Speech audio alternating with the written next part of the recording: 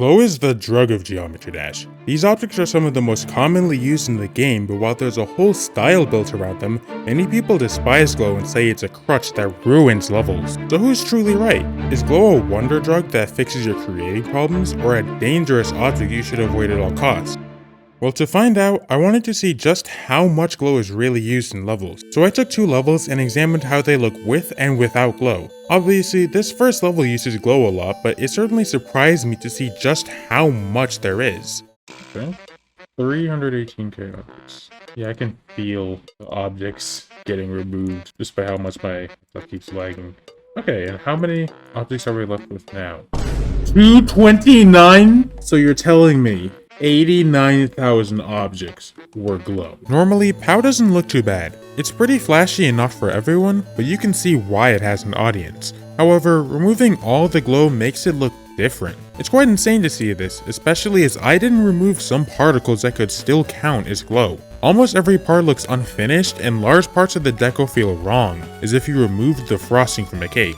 There's still some substance here, but the life is gone from the level. But you don't need a third of your objects to be glow to make a difference. Skeletal Shenanigans has less than 2,000 glow objects compared to the 89,000 in POW. However, that's still enough to massively change how it looks. Once again, I ignored particle objects because that would be a pain, but quite a few parts still look different regardless. Yeah, already this is going way faster. I'm not experiencing nearly as much lag. Am I doing this right? Because I would have expected there to be a bit more lag, but... Oh, okay.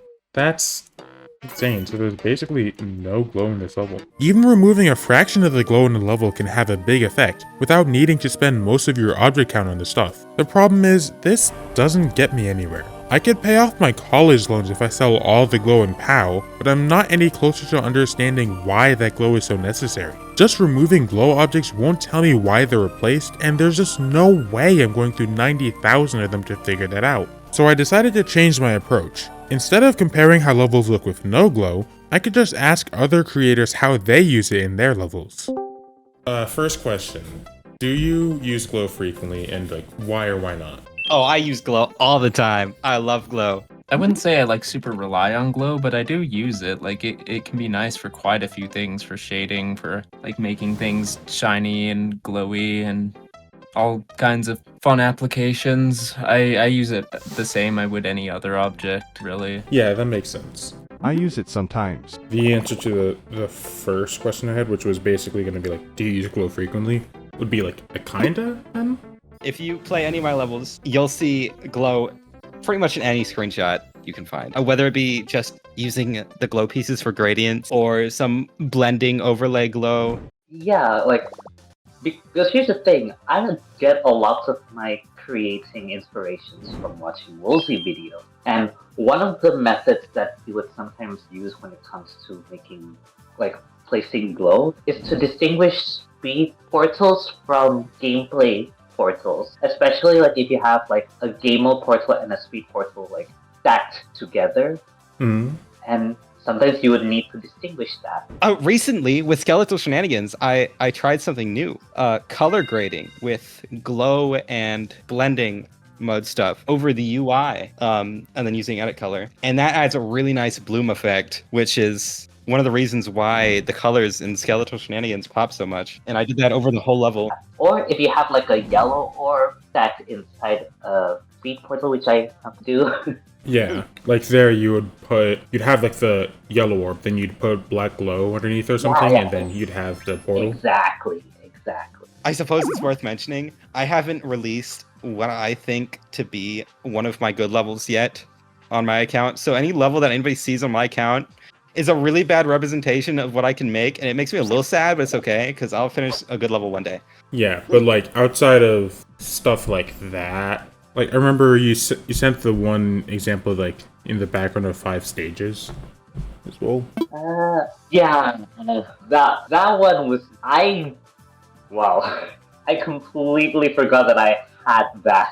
It happens. But I'm still adamant on avoiding blending because in my mind, I was under the impression that glow is not glow if it's not in blending. Otherwise, it's just a normal gradient. Each of these creators lies on a spectrum between avoiding glow use entirely and using it a lot. And because of that, they all have different reasons to use it in their levels. How else do you use glow in your levels? I think I need more. I can't stop. It's like a. Can I say that? I don't think I can say that word. Which word? The D R. We can cut this out. That word. Okay. Mostly to just let highlights really shine. Ambient glow or for the occasional soft shading. Also for effects such as lens flares. I've made a few effects with glow. I have a really cool effect I made at the end of In Reality that I reused in Glorious Nightmare, the tower part, where I use like a few different layers of glow, like moving in 4 different directions. It makes these kind of like expanding squares. Like, as an example, this glow that I used for Sleepy, this one, that glow object, it uses background on blending. Mm-hmm. But even then, like, it only shows up for a few seconds because it's, like, placed on a pulse effect. Yeah, like where the background would be pulsing. Yeah. I think creators should use more glow, but in different ways than they would think. Right? They get creative with it. Don't overuse glow. Like on every light, don't just spam glow until it looks like the brightest thing known to mankind. Also, little art tip. If you have a bright sun and you add a little bit of like a light purple in the very center, it looks 10 times brighter. I'm gonna have to actually look into that because that sounds really interesting. I'm trying to visualize it right now and I'm like, I gotta actually like try that out. Now that I think about it, I rarely use glow as an aesthetic detail. It's always usually just like placed it in the background because I emphasize more on lines and shape work. That makes sense. So I guess another reason is like for depth and stuff. Mm-hmm. For me, like my aesthetics have always been like towards flat shape and like how can I make this as weird as possible? That's fair. And with different reasons to use glow, each person depends on it in a different way. Third question would be, do you think your levels would be better with more or less glow? I think I would find it fun. I would enjoy the challenge. You know what? Do you challenge me to make 10-second part without glow? Honestly, go for it. All right, give me a theme. Fuck, I didn't think that far ahead. I think the way I use it right now is plenty enough, at least for the style of deco I do. If I had to use more, I would use it mostly on ambient effects, and to push some colors. Using less would feel too restrictive, and I feel that my deco would be less interesting because of it. I'm pretty happy with the amount of glow I use in my levels. I feel like I use the amount that feels, like fitting for each project. Alright, and when you say like feels fitting for a project, like sometimes, again, depending on the context, that would mean like you would use more glow at certain times. Yeah, there's some levels I use a lot of glow where I kind of want like a shiny, like ethereal aesthetic, and then some levels I barely use any glow in. I think I do tend to use a decent amount of glow because I kind of like to have a gradient to my different structures. But yeah, I do use a decent amount of glow for shading. I feel like without that, my levels would look a lot more flat. Maybe if you asked me the same question 2 years ago, maybe I would have been under the impression that adding glow would have been better. However, nowadays I would just argue that at the end it depends on the creator's vision for the level. Like, more or less glow. Oof, this is an interesting question actually, God. That's fair. I get all of my inspiration from my reference pictures when I draw and animate stuff. And rarely do I use gradients in that situation. That's fair. Theme-wise, I would say try something with like glass or crystals. Glass or crystals? And you want me to not use glow? Are you mad? I think Okay, you should be possible. You are so mean. You are so mean for this. I will do it. I was trying to go with Can I something that use would be the little easy. like gradient line objects that are in like the spiky ground spike tab thing? Like the little... I'm gonna say Does that count as no glow? gradient. You are. I'm gonna make a fake gradient with like slopes, and it's gonna be very object intensive. So it's gonna be your fault. Like if you were to, let's say you were forced to use glow for something, I don't know, gun to your head, like use 100,000 glow in your level, like because of most of your references, would you just not necessarily have much of a starting point for where you might see yourself using glow at all? If that's the situation, I would end up pivoting to a different part. Like, fair enough. As far as my serious projects are concerned, they already have a specific vision that I have locked in. And if gun to my head, I have to use those reaching the 100,000 object mark, I might as well put that as a new project. I see. So basically, it would just... Maybe they can be like some quirky background effect or something. At that point, it would be... Yeah, it would just, like, essentially just be something that would be shoehorned into the level. So, like, yeah, hypothetically then, like, if you were, let's say, forced to just make a level without using any glow, that would be, like, more of a challenge then? Then I would make computer craze for Jerkrat CC3 where you weren't allowed to use any glow. Fair enough. So you would just change the level you're making to it. You just adapt that way. Yeah, I would probably come up with an idea where I can make it without any glow and it still looks good. You do the Maharaja thing. Dang, I should have probably... Have you watched JJK? No, I have not. Dang it, okay. Coming out of these calls, I had a pretty good list of ways people use glow. In fact, I'd actually learned some new uses for it myself. So let's go through 6 of these uses. Some I've used myself, and some from these creators. If these common glow techniques are actually useful, then it will make sense to use them in your levels, instead of forcing in glow for the sake of it. Let's start with overlays. Overlays are deco that covers most of the screen. For instance, you can make a glow gradient, put it on blending, and place it over the rest of your deco for a neat screen effect. Glow overlays are used constantly in levels since they're an easy way to adjust the colors in your deco or to add stronger pulses to a level. There are lots of good overlays you can make with glow. For instance, you can place dark glow around the edges of the screen to make a vignette, which helps keep people's focus on the center of the screen. You can also use glow to make a large gradient on the screen, or even multiple gradients. You'll see people make multiple overlays to increase the color variety in their levels, or place multiple overlays between layers of decoration to make fog or atmospheric perspective. However, you don't need glow objects to make overlays. You can make them using normal flat squares, animated objects, or really any object that can cover the screen. Many of these overlays can be made with the gradient trigger in 2.2, which I made a video on if you don't know how to use. And the vignettes I mentioned earlier, those can be made with a lens circle shader, which saves time and objects. So while these types of overlays can be made with glow, it's not the only way to make them, making this a mid-user glow. Next up though are lens flares, which are much more interesting. These are a type of camera effect that occurs around really bright light, making these sorts of neat artifacts in the image. You'll see people make these rings and circles a lot, as well as this glare around the light source. Adding these to your light sources is an easy way to make them feel brighter and more intense. And while you can technically make some parts of lens flares without using any glow, it'll be much tougher and take far more objects, making this a great use of glow. And if you're using particle objects like in skeletal shenanigans, you can make your lens flares flicker by adding randomness to the particle lifetime, which is another really useful trick that doesn't require other triggers. Glow lasers are another technique that has existed for years, and you'll find them in both glow and non-glow levels. The basic idea behind them is to take 2 blending glow lines, turn them to face each other, and make them overlap a bit, since the overlapping area turns brighter when you have blending on. This little bit of stacking makes the whole technique possible, and it's not really doable without glow objects either. Great use here. You'll use a similar idea as glow lasers to create bloom, which is a glowing effect that occurs in some bright lights. You can use bloom to make light sources feel stronger, or to make your glow lasers and lens flares feel more vibrant. It's also really useful for making things like neon and fire, especially with dark surroundings where the glow can stand out. What you'll do is to take a bright object, add darker blending glow on top of it, and scale it up. If you do it right, you end up highlighting that object in a pretty neat way. You can repeat this process multiple times with different glow sizes and brightnesses, and because the technique is intended to make smooth color changes, you basically need glow for it. Another great use. If you take the glow objects you're using for bloom, scale them up a lot, and darken them until the effect is barely noticeable, you'll get ambient glow. This is similar to making overlays, but usually a lot more subtle and definitely not a full screen effect. For instance, these light rays at the top of POW, this wind effect in 102 Blues, and these glow effects in skeletal shenanigans that pulse at different places on the screen all count as ambient glow.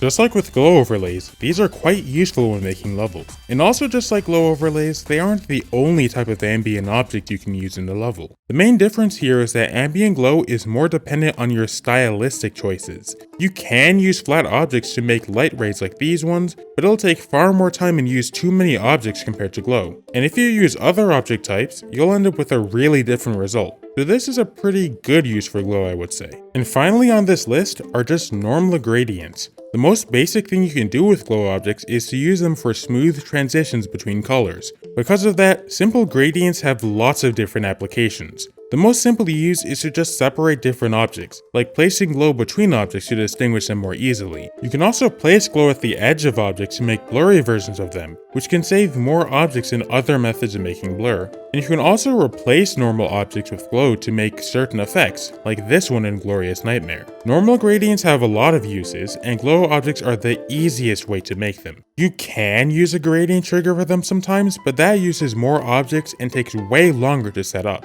The main issue though is that gradients don't always fit in all types of deco, so it really depends on what you'd want to make, as well as your stylistic choices. Pretty good in general. Each of these glow techniques has their benefits and drawbacks, but they can all be useful in some way. But what if the issue wasn't how the glow was used, but the fact that it exists at all? Even though these techniques are meant to be good ways to use glow, some levels will just look weird while using them, and you have to watch out for that while creating. In fact, I fell for this trap before as well. Just look at this old level of mine. We can see normal gradients pretty much everywhere, bloom on the custom portals and the blocks at the start, and a lot of glow lasers. I describe these techniques as good and great uses for glow, so why does this level look so bad? Well, for one, the colors aren't the best here. Every object is either black or a really saturated blue, and there aren't any other colors besides the custom portals. This means there's not enough contrast and everything just turns into a mess. It also doesn't help that basically everything is on blending. The glow in the blocks combines with the glow in the planets and the glow on top, so having all that glow bleed through makes things really messy. But the real issue is that there's just too much glow. Having a bit of it is fine, but putting glow literally everywhere makes the level painful to look at.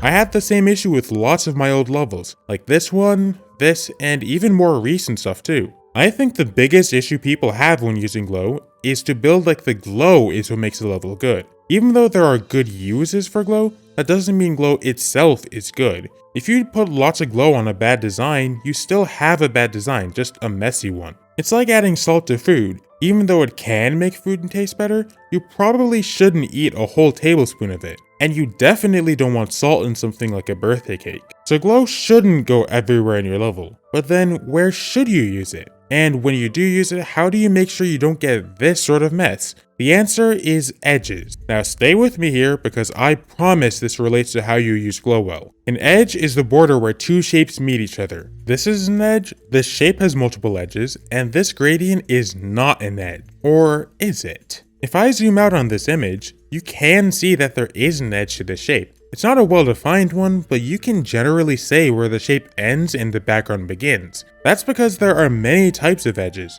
Hard edges leave a sharp, obvious border between the shapes, while soft edges have a smooth fade between them.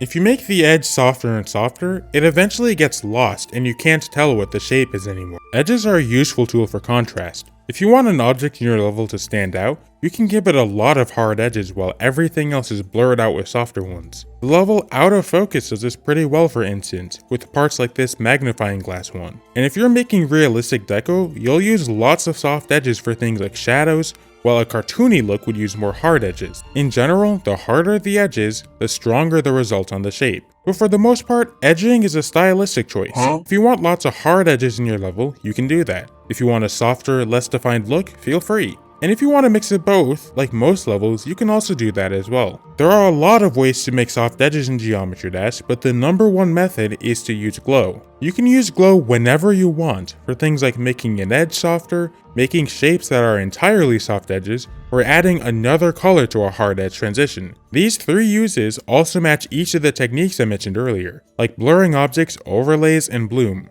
Now, because you get so much freedom here, I can't tell you where exactly to put these sorts of edges, but I can tell you this, you do not need glow on everything. Especially when you're new to glow use, I suggest you only use it on the most important things in your deco. If you want more of it in your level, you can have it, but you'll need less glow on less important objects. Do you want the player to pay attention to a really important game mode portal? Put more glow on it than the stuff around. Do you want an object to be less important? Make it contrast less by blurring its edges. However, knowing when to use glow is only half the battle. If you remember the old level I showed earlier, there were 3 issues with my glow usage. One of them was knowing when to use glow, but another issue was the colors I used. Now, colors are a really complicated topic, but there are a few easy things you can do to improve your glow colors. One of these is color variety. Since glow makes smooth transitions from one color to the next, you'll have much nicer colors if you vary the hue, saturation, and value of your glow. The more glow in your level, the more you can benefit from color variety, so you can stack glow or create more gradients to get more out of this. Another thing is making your blending glow look good without being foggy. There's a lot of color knowledge that goes into this, but the basic idea is to always keep your glow darker than the objects it's on top of. For instance, when you're making a bloom effect, if your glow is brighter than the actual objects it's on top of, your glow will look foggy and low contrast. It's fine to have this sometimes, like if you're making a rainy level, but it's a lot trickier to get that right. It also helps to learn color theory and lighting. These will help you make good colors in general, which naturally applies to glow as well. I also have a 30-minute video about color theory if you want a place to get started. Once you have the right colors for your glow and it's placed in areas that actually need it, you should have 2 of the big glow issues covered. But it's still possible for your glow to look bad if you don't address the third issue, which is polish. Because glow objects are partially transparent, they make different colors when they overlap. This can make your glow look awkward and messy even if you get everything else right. Now there's a simple fix to this and some more specific, actually helpful fixes. The simple fix is to just be careful about how you place glow. You can manually move glow pieces around so they're evenly spaced, or use align X and align Y for that purpose, but while that's useful, it doesn't help in every situation. So for specific scenarios, let's start with slope glow. This is often an annoying situation because the glow pieces in the editor are really hard to align properly, and even when you do align them, you may not want these awkward corners that are brighter than the rest. Now you can scrap the normal slope objects and use circle glow to fill in these slopes with glow, but you can also use these objects in the editor. If you use a partial mask and make the base color invisible, you can basically use these objects for the same reasons as glow, and you can rotate them if you enable no touch in the extras menu. Another thing you can polish with your glow is to avoid accidental bleeding. Part of why the glow in my old levels looked so messy was because the glow in the background would still be visible through the blocks. There are quite a few ways to fix this, one of which is just not using as much glow, but an easy fix would have been to just fill in the blocks with a flat, non-blending color underneath the glow. That way, the glow won't get to bleed through the blocks. You may also see glow bleed out of structures when it's not positioned well, like this glow which sticks out of the outline. Fixing this is pretty easy as long as you have a keen eye and look closely for misplaced glow. Ultimately, glow isn't a miracle drug or the worst thing ever added to the game. It's a tool. Use it when you need it, but don't try to force it into everything. And sometimes, the best uses for glow are the ones that are so subtle you don't realize it's there at all. And for any new creators out there, you're like, wait a year and you'll see the insane improvement that you get. Like, it's crazy. That is true. A lot of people just give up after Exactly. 2 or 3 tries, and it's And I don't get it, because it's you're not going to be good at it when you first start. You're not going to be good at creating when you first start, and that's okay. That's completely fine. Everybody, and nobody's good at it when they first start, except for Yo Reed with animation for some reason. I don't know what he's doing. He's a little insane, but it's okay. I'd say this to the ones who are just starting out. You are in a position where you can experiment as much as you can. So focus on gaining experience. Explore as much as you can. You know what? Maybe if you keep creating, you'll get a rated level. True.